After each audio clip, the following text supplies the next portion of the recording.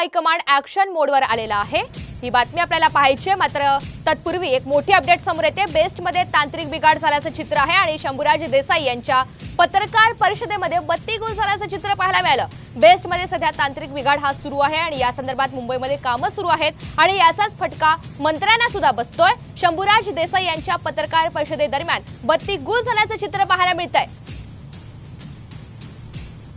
तर आपण नेमकं काय घडलेलं आहे याची दृश्य पाहतोय। बेस्टमध्ये तांत्रिक बिघाड निर्माण झालेला आहे, या संदर्भातली कामं सध्या मुंबईमध्ये सुरू आहेत आणि शंभूराज देसाई यांच्या पत्रकार परिषदेदरम्यान बत्तीगुल झाल्याचं चित्र पाहायला मिळालं। याचाच फटका आपण पाहतोय मंत्र्यांना सुद्धा बसतोय आणि ही कामं सध्या वेगानं सुरू आहेत।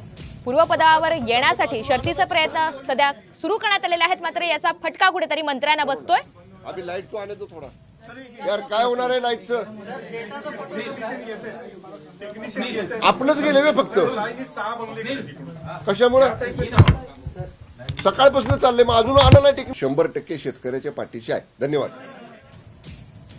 तर पत्रकार परिषदेमध्ये नेमकं काय घडलेलं आहे याची दृश्य तुम्ही एक्सक्लुझिव्हली साम टीव्हीवर पाहू शकताय। बेस्टमध्ये तांत्रिक बिघाड झाल्याच्या नंतर याचा फटका मंत्र्यांना सुद्धा बसलेला आहे। शंभूराज देसाई यांच्या पत्रकार परिषदेदरम्यान बत्तीगुल झाल्याचं चित्र आहे।